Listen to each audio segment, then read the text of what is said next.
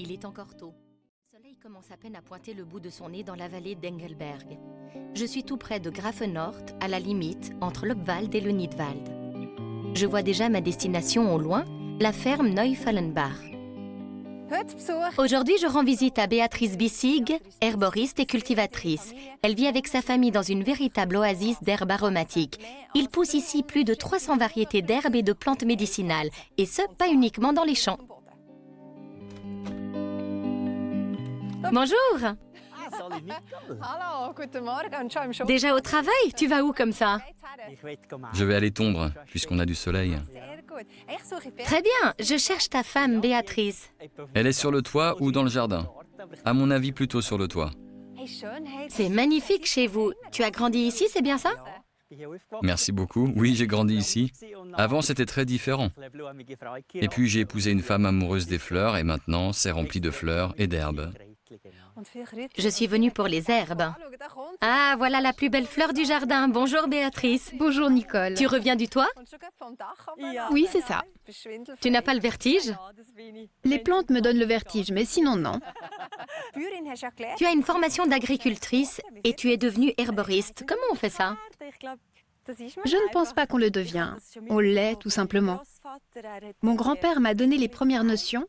Ensuite, j'ai continué toute seule. J'ai beaucoup écouté les gens et beaucoup expérimenté. C'est pratiquement un empire des herbes que tu as créé ici. J'aimerais bien voir le jardin. Tu me le montres? Volontiers. Véli, on te laisse à tes occupations. Merci. Bonne visite. À plus tard.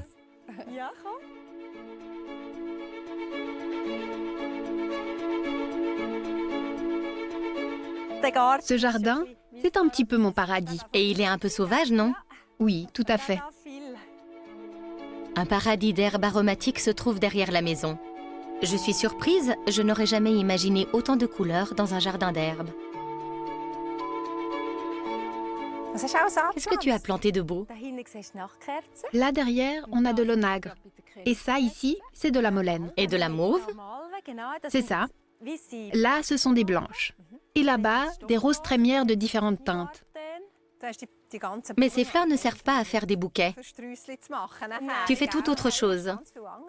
Oui. On récolte chaque jour nos plantes et soit on les sèche, soit on les travaille fraîches. On fait principalement des infusions. Ce sont des plantes médicinales.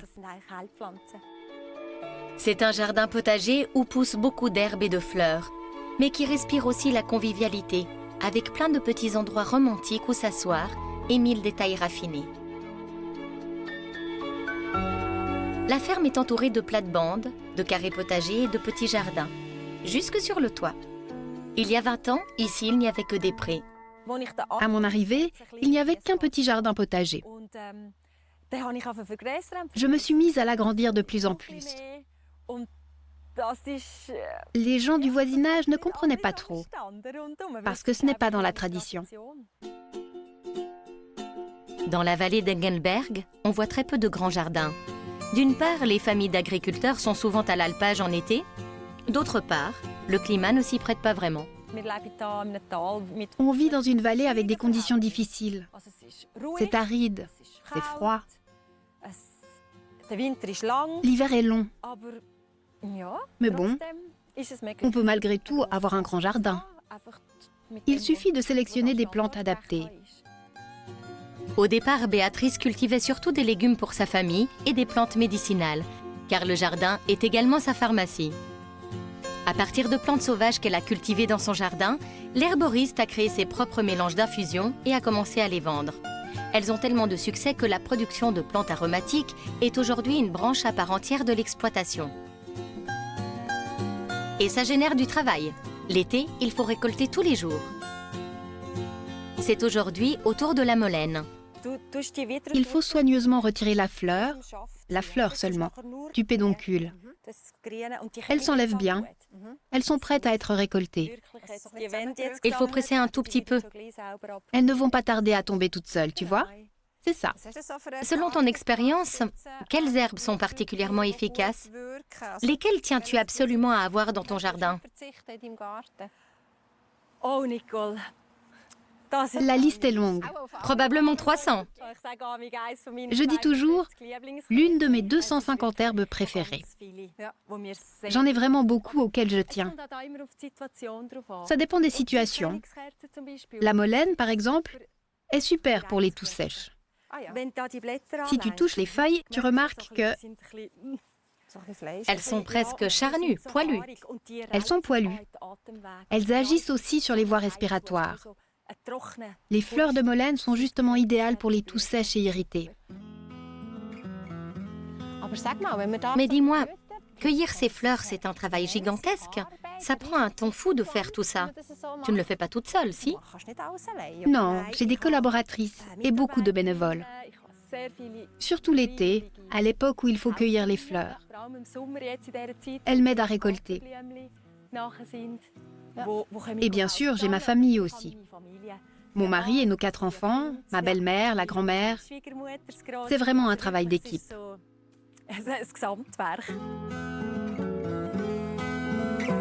On s'active aussi dans les autres plates-bandes. On y trouve beaucoup de malvacées, des plantes qui appartiennent à la même famille.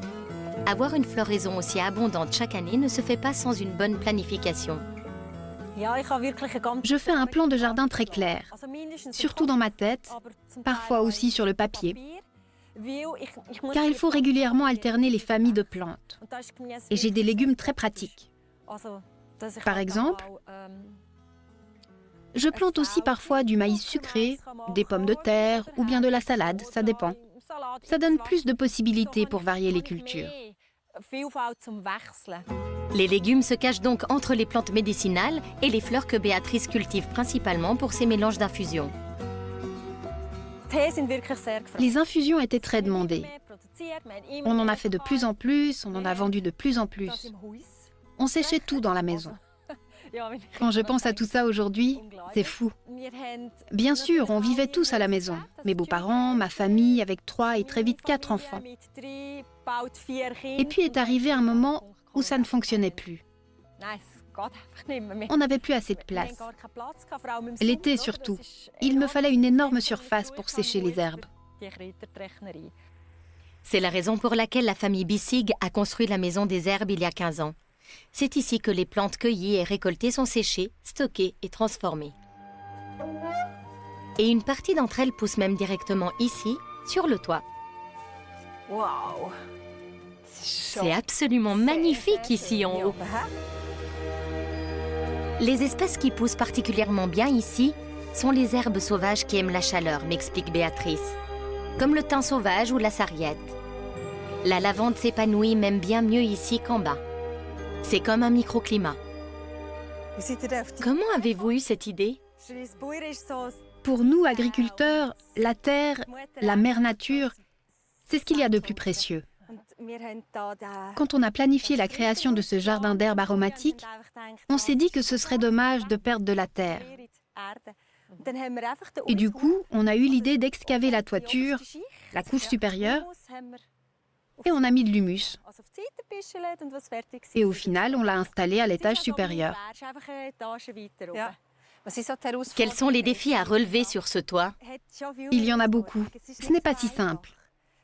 Le choix des plantes, déjà, car tout ne pousse pas ici. Et on ne peut pas prendre des plantes dont les racines descendent trop bas et qui s'enfonceraient dans le bitume. L'entretien aussi est difficile.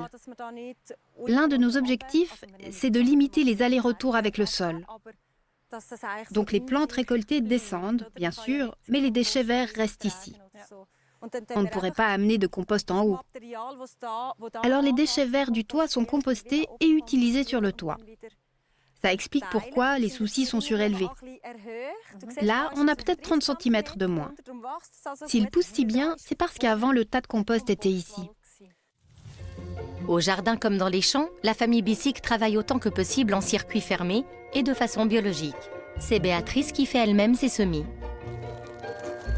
Mais pour cette herboriste et cultivatrice, jardiner est bien plus qu'un métier. C'est une affaire de cœur. Je ne pourrais pas vivre sans jardin. J'en ferai immédiatement un sur la terrasse, le balcon ou ailleurs. Dans le salon même, s'il le faut. N'importe où. Béatrice a aussi à cœur de transmettre sa passion. C'est un jardin ouvert dans lequel les gens peuvent se promener. Et ça arrive régulièrement. Je trouve cela agréable, car un jardin comme ça, c'est l'œuvre d'une vie. Je le fais aussi pour la joie immense que ça me procure. Et c'est fabuleux de pouvoir partager tout ça avec d'autres personnes, que je les connaisse ou pas. Seul le jardin sur le toit reste l'espace privé de Béatrice. Elle y travaille généralement seule. Elle a aujourd'hui fait une exception pour moi. C'est un sentiment incroyable. On n'a pas l'impression de se trouver en hauteur. N'est-ce pas? On a juste la sensation d'être dans un jardin. Pour moi aussi, c'est un bel endroit. On est bien sûr au jardin et je travaille ici, mais je suis loin du téléphone, des clients, de toute l'activité habituelle. Je perçois ce qui se passe, mais personne ne sait que je suis là-haut. Tu n'as pas à descendre. Tout à fait. On cueille aussi celle-ci? Oui. D'ailleurs, elles demandent qu'on les cueille. Elles sont prêtes. Si tu les tournes un peu comme ça pour les prendre, tu n'as pas de tige avec. Montre-moi, tu tournes? Comme ça, sans hésiter. On prend celles qui sont bien ouvertes, parce que ce sont des plantes de soleil. Rien que les regarder, ça fait effet sur nous, non? Avec ces fleurs, on remplit nos infusions de soleil et de joie de vivre. À quoi fais-tu attention pour tes tisanes?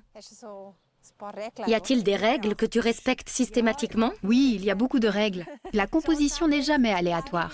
C'est un secret. Pour certaines, oui. Je fais des mélanges de 5 plantes différentes minimum. Généralement, j'aime bien inclure une rosacée, parce que son effet se combine très bien avec les autres. Ça crée toujours une bonne synergie. Et au final, elles doivent être belles à voir. Exactement. Les fleurs de souci, par exemple, font toujours joli. Si travailler sur le toit est un rêve, cela demande aussi une attention et une concentration constante. La gestion est parfois difficile, mais c'est quand même génial. Rien que l'idée d'avoir un jardin là-haut, c'est génial. Je suis sûre qu'on pourrait le faire dans plein d'autres endroits. C'est simple. On pourrait même y faire pousser des légumes. Il suffirait de vite monter sur le toit, cueillir ces légumes. Ce sont des idées ludiques qui me plaisent et des opportunités qui sont à la portée de tous. Une maison avec un jardin sur le toit. L'idée a clairement du potentiel. Et pour ceux qui souhaitent se lancer dans un projet de construction plus modeste, ils peuvent peut-être trouver de l'aide auprès d'Alfred von A. Notre jardinier et fleuriste est toujours occupé au jardin ou en train d'imaginer de nouvelles compositions végétales dans sa serre.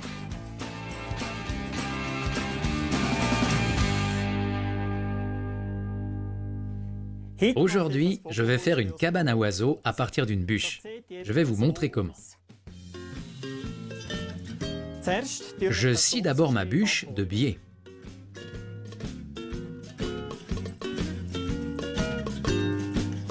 Ce sera le toit de ma cabane. Il aura 3 cm d'épaisseur.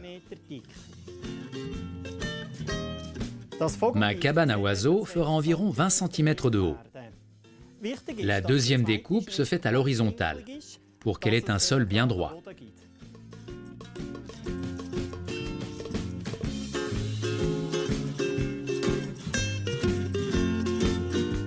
Le sol aura une épaisseur d'environ 3 cm.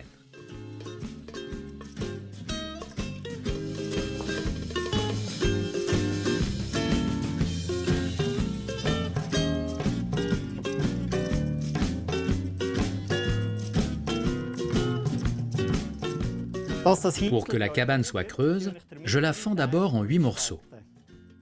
Le mieux pour ça, c'est d'utiliser un outil de ce type.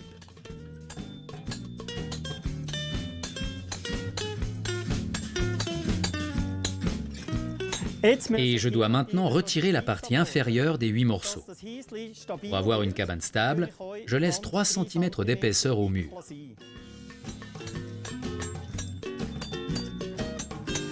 J'ai pris du bois d'aulne, mais ça marche aussi avec d'autres bois. Avant de rassembler les parties, je fais d'abord un trou ici. Chaque type d'oiseau a besoin d'une taille d'ouverture qui lui corresponde. J'aimerais que des mésanges bleus s'y installent, ce qui veut dire que je dois aménager une entrée de 26 ou 28 mm de diamètre.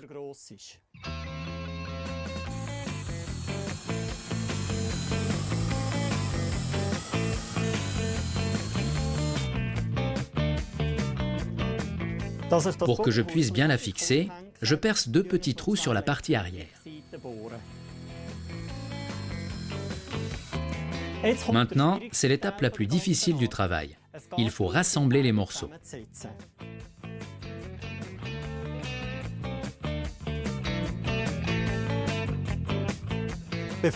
Avant de poser le toit, je fais passer un fil de fer qui me permettra d'accrocher facilement ma cabane.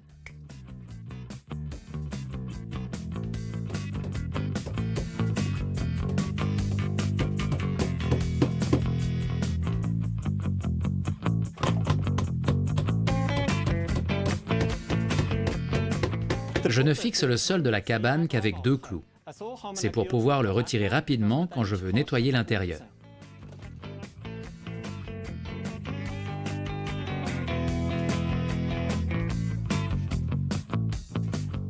Pour les petits oiseaux, comme la mésange bleue, l'idéal est d'accrocher la cabane à environ 2 mètres de haut.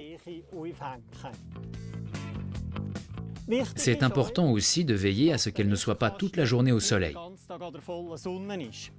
L'idéal, c'est un endroit semi-ombragé.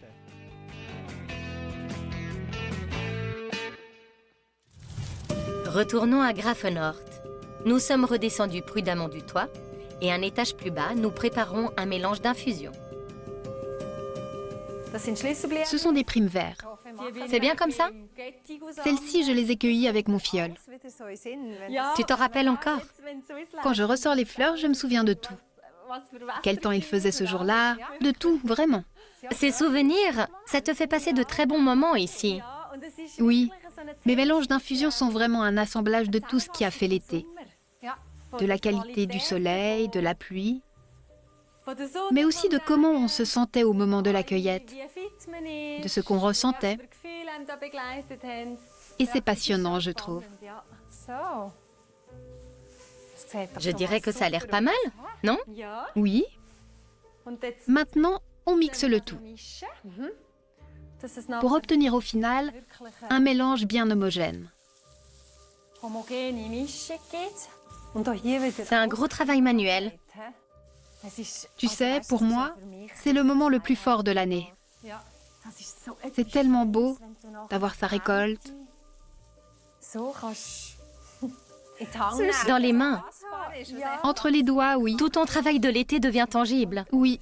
Et ça sent bon. Et chaque mélange a ses particularités. C'est un mélange entièrement sauvage, à base des plantes qu'on a cueillies. On a des mélanges à base de plantes de jardin dont les nuances de couleurs sont tout autres. Notre mélange s'appelle herbe des Alpes. D'autres se nomment merci, cœur ou bonheur. Béatrice produit un assortiment de 19 tisanes différentes. J'en ai vu les ingrédients: menthe, ortie, verveine.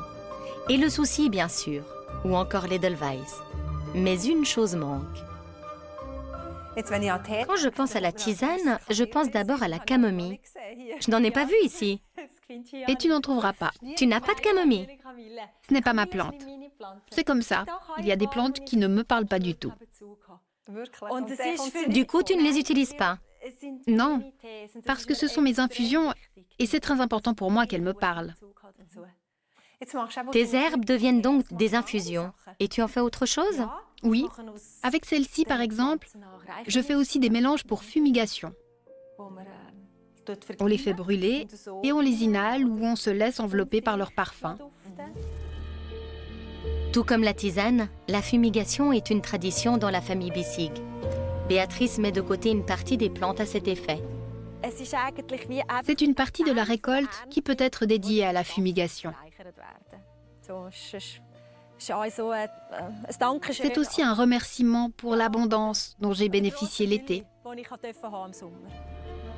Elle fait avec ses herbes odorantes de grands bouquets de fumigation. Son fils Lutz l'aide à les assembler et à les lier.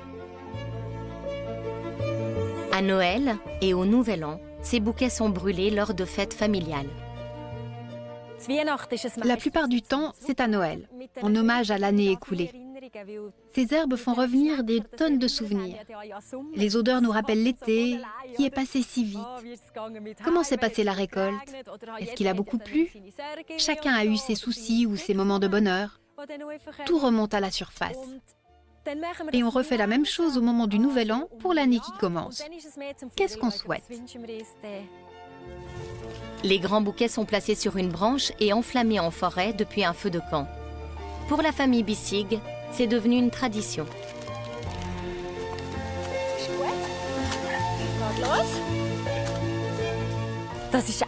C'est bien. C'est comme des grands feux de Bengale. C'est juste trop joyant. On fait ça quand il fait nuit. On parcourt toute la propriété. On est tous autour de la branche et on fait le tour des lieux. Parfois, on tourne sur nous-mêmes et on dessine des figures dans le ciel. Son nouveau projet concerne justement la fumigation. J'ai eu l'idée de faire de cette partie du jardin une zone de plantes avec des herbes dédiées à la fumigation. Je pense que ça va être un gros travail, mais je me réjouis. Ça va apporter du changement. Ça va être autre chose.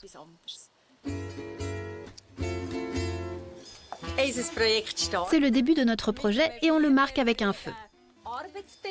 On est en train de retirer tout ce dont on aura encore besoin.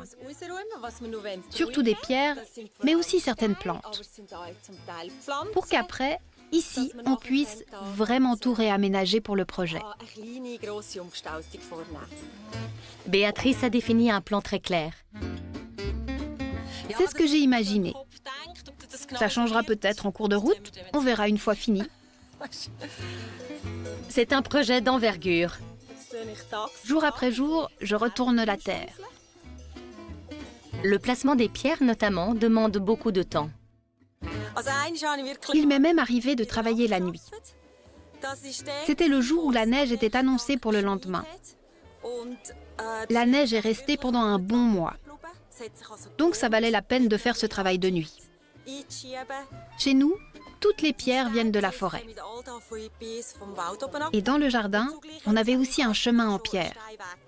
Évidemment, on les a réutilisées. Parce qu'il nous faut pas mal de pierres au total.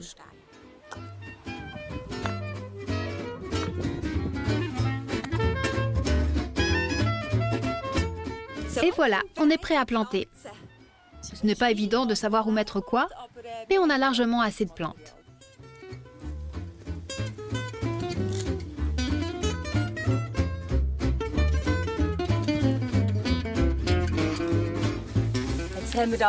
On a aménagé différentes zones. Et chacune des zones est consacrée à un thème. Par exemple, le nettoyage de l'organisme ou des voies respiratoires. On a aussi des plantes spécifiques pour les hommes ou pour les femmes. Donc on a différents espaces dans lesquels on a mis les plantes par catégorie, même si pas mal de plantes pourraient aller dans plusieurs espaces. Et voilà, on a ici toutes nos plantes amies.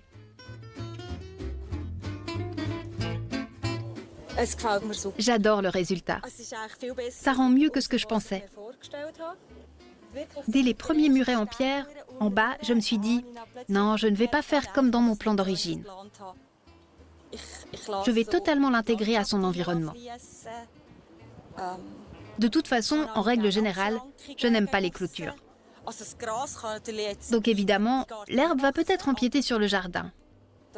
Mais on trouvera un accord entre moi, le jardin et l'herbe. Une fois en fleurs, ce sera magnifique. J'ai hâte de voir ce que ça va donner. L'heure de prendre congé approche. Nous nous asseyons un moment autour d'une tasse d'infusion d'herbe alpine. Boire ces infusions, est-ce que c'est un rituel particulier pour vous ou un élément important du quotidien? Oui, c'est important. On boit beaucoup d'infusions. On en boit le matin, moi surtout, et on en boit à nouveau le soir. L'infusion est notre principale boisson. Je suis impressionnée par ce que Béatrice et son mari ont créé ici en 20 ans. C'est vraiment devenu un paradis. Ça me rend heureuse qu'on l'ait créé et pas simplement reçu. Que ce soit nous qui ayons construit ce paradis. C'est une grande joie pour moi. Et c'est aussi un bonheur de le partager avec tous les gens qui passent. Pouvoir profiter un moment de ce petit morceau de paradis. C'est ce que nous avons eu la chance de faire. Merci beaucoup, Béatrice. Nous avons découvert un jardin où, jusque sur le toit, des herbes de toutes sortes poussent, fleurissent et s'épanouissent grâce aux soins qu'on leur prodigue avec passion et dont on peut pleinement profiter avec tous nos sens. Merci encore et maintenant goûtons ton infusion. Merci à toi aussi, Nicole.